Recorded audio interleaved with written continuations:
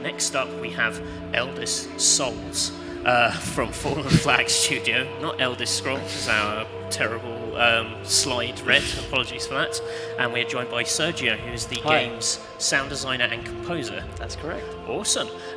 Before we jump into the demo, could you maybe set up the game, kind of explain what is Eldest Souls? Sure, no problem. So the studio Fallen Flag was set up last year. So just a new indie studio with the goal of creating an exciting Souls-like boss rush game. We want to take the mysterious and dark world building of Souls series games, what with the high intense action-packed boss rush fights from games like Fury and Titan Souls. Yeah. And it's very much up to the player whether they want to go around and discover the things and build the lore of the game itself, or go from boss to boss and just focus straight on the action. Just power through. Well, I'm going to let you control this one, because I feel like otherwise we're going to see a lot of the first minute of the game. I've been told that you're a real pro. He's going to ace this demo. I don't know who told you that, man. You told me this earlier. I was probably just trying to show off. No, I'll give it a go. Yeah, so let's jump into Eldest Souls. So this is the demo you've brought to EGX Berlin. Absolutely, yeah. This is the demo we've had. We had it in London last couple of weeks ago. Yeah. This hopefully gives you a nice snapshot of what the game is going to be like. It shows you the combat systems, the upgrades, a little bit as well of the world around it, the lore. Yeah. We're starting on a spooky boat. It is a spooky boat. So a little bit more like backstory for the game.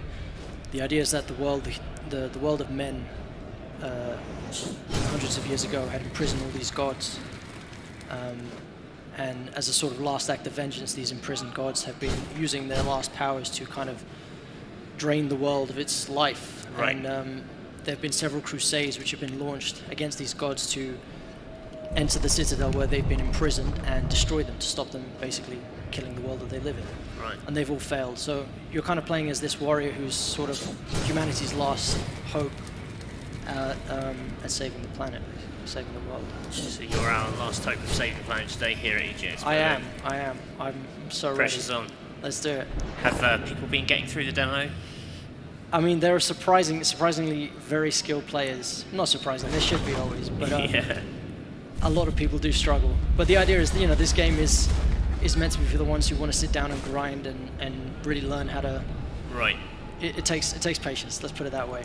So that was like a dodge, like an evasive dart. Right. So I'm kind of like talking over the abilities, okay. but yeah. So you have several abilities. One of them is the dodge. Yeah. And as you can see, it requires reloading. Yeah. So it's not really one of those ones. In many games you can quite easily spam the dodge by happily evading the enemies. It really is a tactical thing. A lot of people have actually mentioned, even today, after playing the game, that they have to kind of retrain themselves to use the dash, because they're just using it too often and they're finding themselves in tricky situations. So you just saw I picked something up there.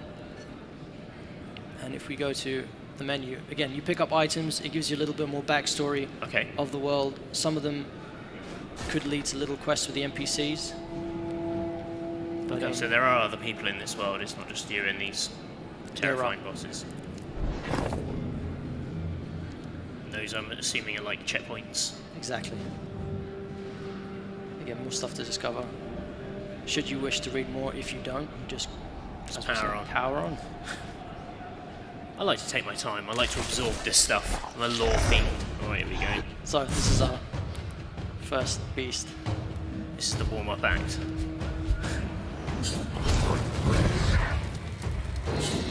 So one of the things we always like to tell to first players, remind them, is that the charge attack is very powerful. So, right, let's talk about the combat system. Yeah. It relies on you charging up this sword attack and aiming it in the direction of a boss. If you don't land it, as you can see at the top, the rage bar doesn't I see. basically max out. When it does max out, which I will show you now, your speed and your strength are increased. Okay, so and then it's ticking back down again. So you're kind of encouraged to act fast in succession. Absolutely. So in that moment, as your buff is at 100%, you're basically increasing your abilities.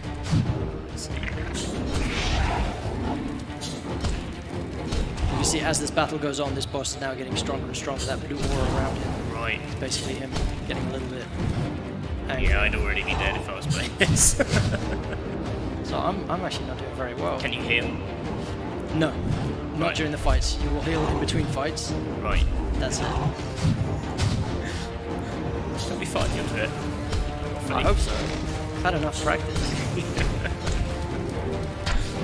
Right, so now he's gone into a little defense mode. I can't get through, and it's now teaching us a new ability. So if I charge and then hit B, then I have a more powerful discharge attack.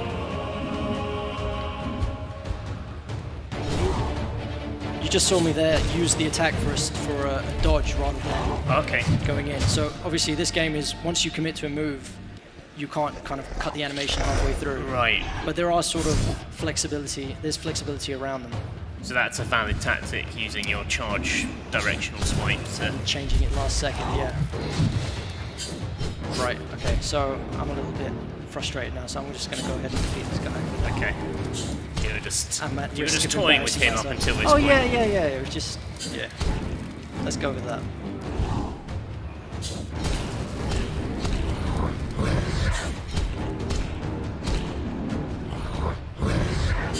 Sounds cross.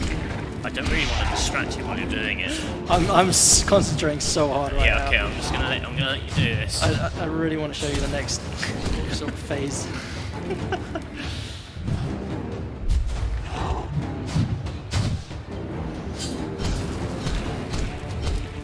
To Marco, who just joined into comments, this is Eldest Souls that we're currently playing at EGX Berlin. I say we're currently playing. Sergio is currently playing. Yeah, you haven't really been very helpful, Matthew, to be honest. That's very much my role on this channel. So, I've just picked up a talent point. If I go into my menu again, this is the talent tree. You have 3 different sections, basically wind flow, mobility, you have attack, and you have defense. Okay. I'm going to go for wind flow because it's one of my favorite animations and just really cool. And you'll see in a minute what I mean. Basically, every time you attack now, you have a projectile that comes out and hits the enemy afterwards. Right. And, well, I'll show you anyway. So and as composer, have you got any? Do you bring any particular inspirations to this? You know, is there any particular sort of things you wanted to kind of tap into? Sure, absolutely. I'm so glad you asked. I really like the aggressive sort of soundtracks from like Doom 2016, like right. that sort of brute force element. And I also obviously love soundtracks to Souls-like games like Bloodborne and Dark Souls 3 and the orchestral element. So I'm really trying to combine those two things, the sort of aggressive, orchestral-driven kind of tracks that really put the player on edge. Everything about this game is supposed to make you tense, the edge of your seat, make it as though everything, even in this section here, all the sound effects I kind of like to complement the music in the same way. It should feel like everything, even the walls around you, are there to intimidate you and make you remember how lonely and difficult this task that you've just kind of embarked on. It's going to be quite an intense place to have your head at when you're working. I love it. I absolutely love it. It's quite strange because it takes a lot of patience and time to obviously write these tracks and sounds. Yeah. But the final product is the complete opposite. Yeah. Again, we're in the boss zone, so I don't. So there we go.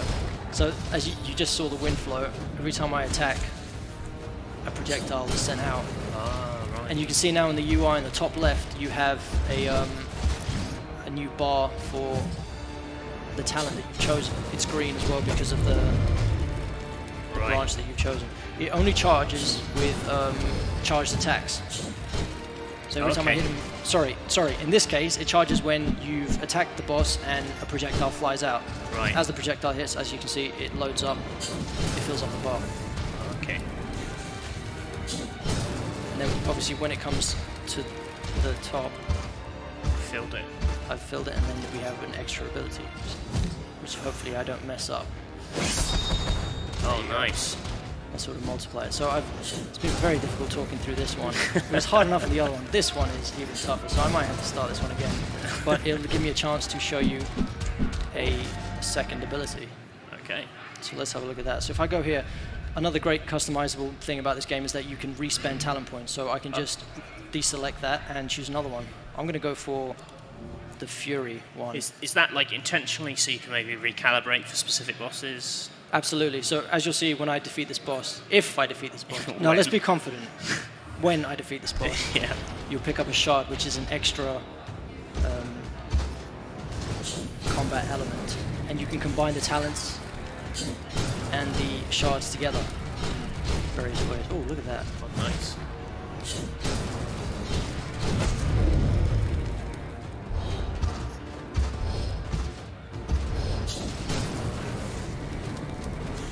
Are you into Souls-like games, Matthew? I'm terrible at them. I do like them. I've never finished one in my life.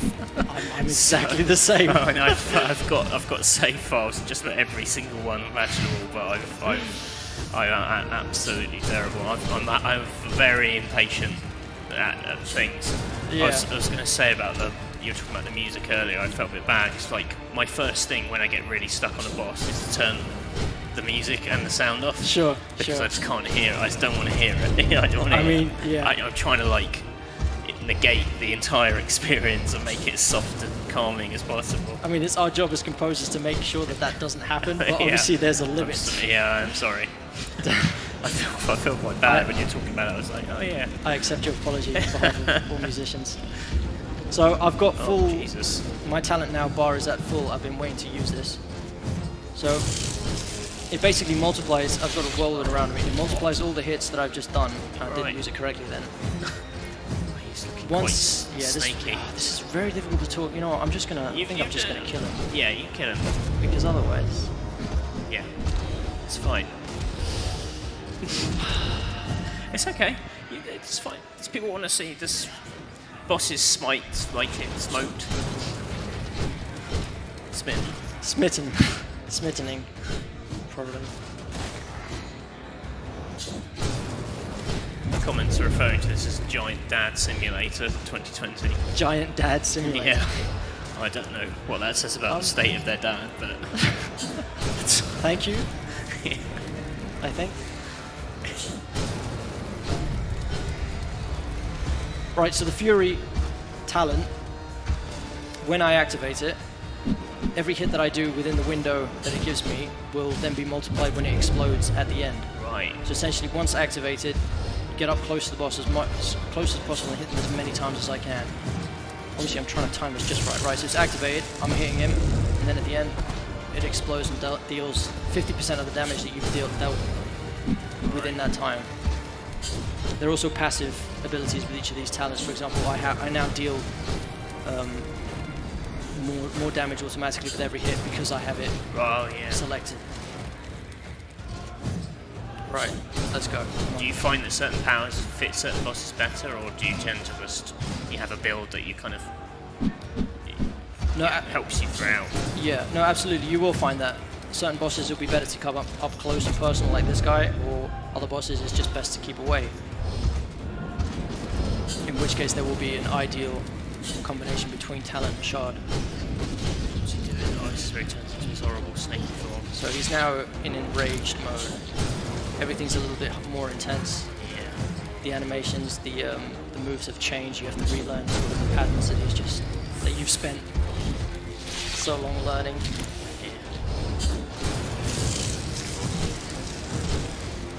I believe in you. Thank you. You see that at the end I got 59 attack points there, and that just multiplied what I did within the time that I activated the talent. Okay, no. It's not happening again. It's not happening again. Oh dear. Oh. One more go? That's it, one more go. You can do it. I believe in you. Sort of. Thank you. I have a feeling we're going to be really good friends. Yes, got it. This bit's fine. It's Snaky Boy. That's where he gets trouble. Snaky Boy, that is, yeah.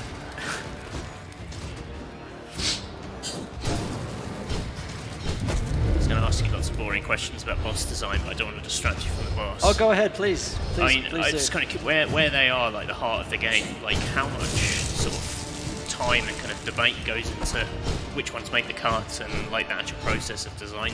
What does that mean? So I can answer what I know, okay, which is only as the sound designer. Yeah. But, which is not a lot, basically. Maybe you should ask me another question. Okay, that's fine.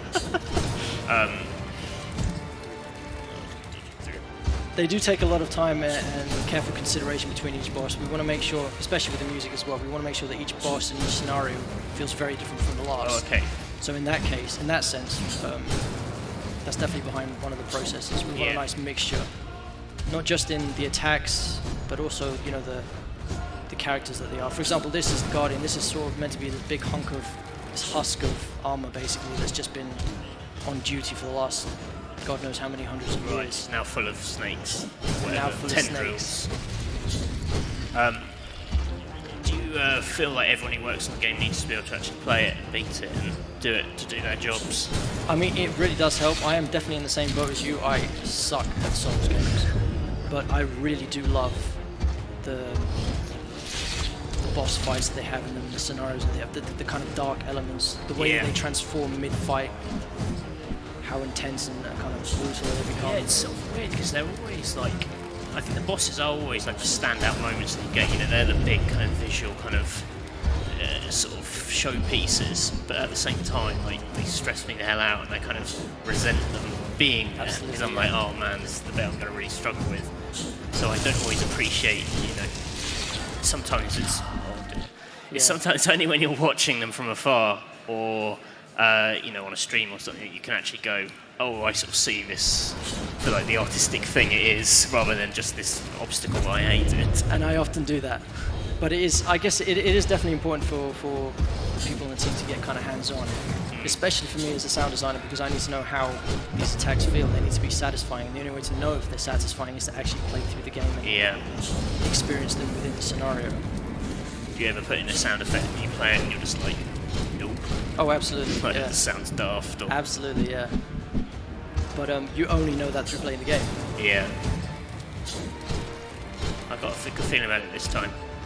Do you? Yeah. Okay. Well, also we're coming to the end of our time slot, so one way or the other. So one way or the other, this is coming to an end. Right. It's either going to end in glorious victory and be a highlight of the stream, or it's not. It's very simply put, yeah. I believe in you. Alright, pressure's on it. This guy, this bit's hard. Do you know all his tell, what he's going to do and stuff? I do. You think that would help? Unfortunately, it doesn't. See, there we go. I used the charge again as a dodge because I noticed his little projectile. Ah, is that a tendril attack? That's the one that gets you every time. I know you know this, I shouldn't. I also know it's coming as well.